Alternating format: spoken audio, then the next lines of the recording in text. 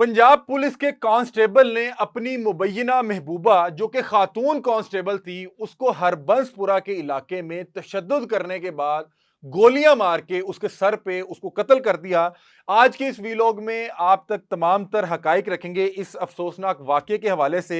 हरबंसपुरा का इलाका है जहां पे होता कुछ इस तरह से है कि एक बाइक पे एक मर्द और एक औरत आके एक पार्क में जाके बैठते हैं और वहां पे बैठ के कुछ देर के लिए वहां पे खुशगपियां लगाई जाती हैं। वहां पे बैठ के वो आपस में बातचीत करते हैं। उसके बाद होता कुछ यूं है कि आपस में बातचीत करते हुए मामला कुछ इस नौयत पे चले जाते हैं कि वहां पे बैठा जो शख्स था, जो मर्द था, वो उस खातून पर तशद्दुद शुरू कर देता है और उसको बेईमाना तशद्दुद का निशाना बनाता है और बाकायदा तौर पे उसको वहां पे थप्पड़ मुक्के ठुड्डे मारता है।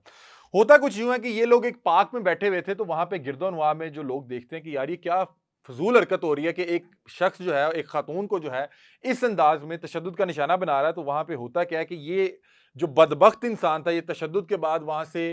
निकलना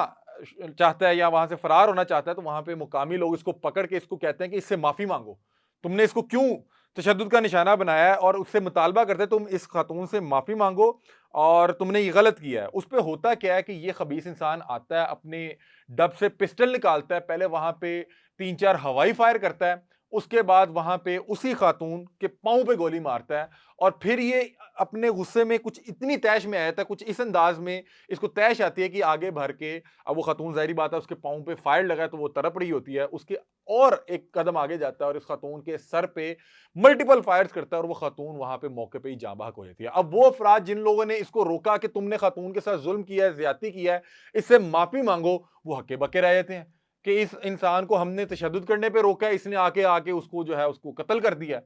अब होता क्या है कि उसके बाद कत्ल करने के बाद ये देखता है कि वहां पे हजूम ज्यादा है, वहां पे ये अपनी बाइक को स्टार्ट करने की कोशिश करता है तो इसकी अपनी बाइक जो है वहां पे स्टार्ट नहीं होती। अब इसको ये भी डर था कि इसको मौके पे पकड़ ना लिया जाए, तो ये वहां पे अपनी उसी गन जिससे इसने अभी कुछ देर पहले खातून का कत्ल किया, और ये खातून वही है जो उसके साथ उसी की बाइक पे बैठ के और वहां पे ये पहले कुछ देर खुशगपियां लगाते रहे, उसके बाद इनके मामला खराब हुए और अब उसने इंतहाई कदम उठाते हुए उसको कत्ल भी कर दिया।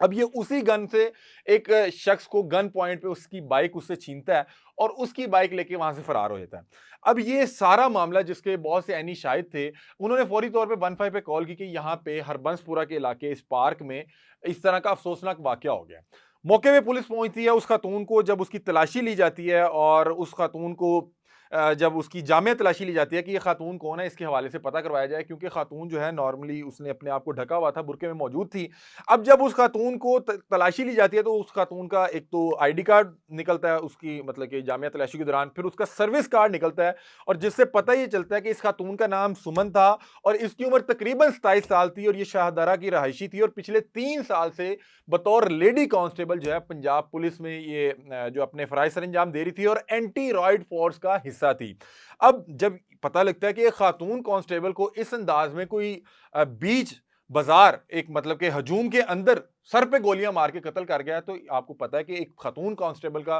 कत्ल हो जाना है एक बड़ा संगीन और हसास मामला था। मौके पे तमाम जिम्मेदार जो है पंजाब पुलिस के हुकाम वहां पे पहुंचते हैं और कहते हैं कि फौरी तौर पे पता करवाएं कि ये किसने बदबख्ती की है, क्यों खातून को इस अंदाज में बीच चौराहे पे गोलियां मार के कत्ल कर दिया गया है। तो उसके बाद जब कार्रवाई शुरू होती है तो वहां पे CCTV camera, safe city cameras और क्लोज सर्किट जो कैमराज है उनकी फुटेज इकट्ठी की जाती है और उससे पता ये लगता है कि जिस शख्स ने उसको वहां पे सर पे गोलियां मल्टीपल फायर्स करके उसको कत्ल किया और उससे पहले उसको तशद्दुद का निशाना बनाया, जिसके साथ वो बैठ के आई थी, मतलब उसी की बाइक पे बैठ के वहां तक वो पहुंची थी, वो भी पंजाब पुलिस का एक कांस्टेबल है और इसने 2021 में पंजाब पुलिस को ज्वाइन किया। इसकी भर्ती 2021 में हुई, फिर इसने फरूखाबाद में सर्व किया, फिर ये 2023 में एंटी रॉयड फोर्स का हिस्सा बना और अभी जब ये वाकया हुआ है इस वक्त ये बताया जा रहा है कि ये शायद सीसीपी ऑफिस में मुलाजमत कर रहा है, वहां पे इसकी ड्यूटी लगी हुई है। अब ये क्योंकि खातून भी एंटी रॉयड फोर्स का हिस्सा थी और 2023 में ये जो फारूक है जो पंजाब पुलिस का कांस्टेबल है जिसने ये पूरी वारदात की और ये जिस वारदात के नतीजे में जो सुमन है जो खातून कांस्टेबल है उनको इसने कत्ल किया, ये 2023 में एंटी रॉयड फोर्स का हिस्सा रहा। तो अब गालिब गुमान यही है कि 2023 में जब ये एंटी रॉयड फोर्स का हिस्सा बना और सुमन भी एंटी रॉयड फोर्स का हिस्सा थी, तो वहां पे इनके दरमियान कोई मामला हुए, कोई कुर्बतें भरी, कोई आपस में दोस्ती होगी और जो ऐनी शाहिदीन है और कुछ लोग जो हमारे कुछ सोर्स जो इस चीज को कंफर्म कर रहे हैं कि शायद आपस में कोई रिश्ते का तनाजा चल रहा था और रिश्ते के लेके वहां पे कोई बातचीत ऐसी हुई, कोई बहस ऐसी हुई कि वो शख्स इतने इश्तियाल में आ गया कि वो अपना आपा खो बैठा और गुस्से की उस घड़ी में उसने इंतहाई कदम उठाते हुए उस खातून को कत्ल कर दिया, जो कि अब जाहिर बात है इसको इसका दंड तो उठाना पड़ेगा, सजा तो उसको होगी। और ये गुस्से का एक लम्हा होता है जिसको उस टाइम आप तौबा इस्तगफार करके भी गुजार सकते हैं, लेकिन अगर आपने कोई इंतहाई संगीन कदम उठा लिया तो वो जिंदगी भर का रोग बन जाएगा, आपकी मतलब जिंदगी खराब कर देगा, बल्कि आपको उसकी सजा जो है वो मिलेगी और हो सकता है उसकी सजा में आपको इंतहाई सजा भी मिल सकती है। अब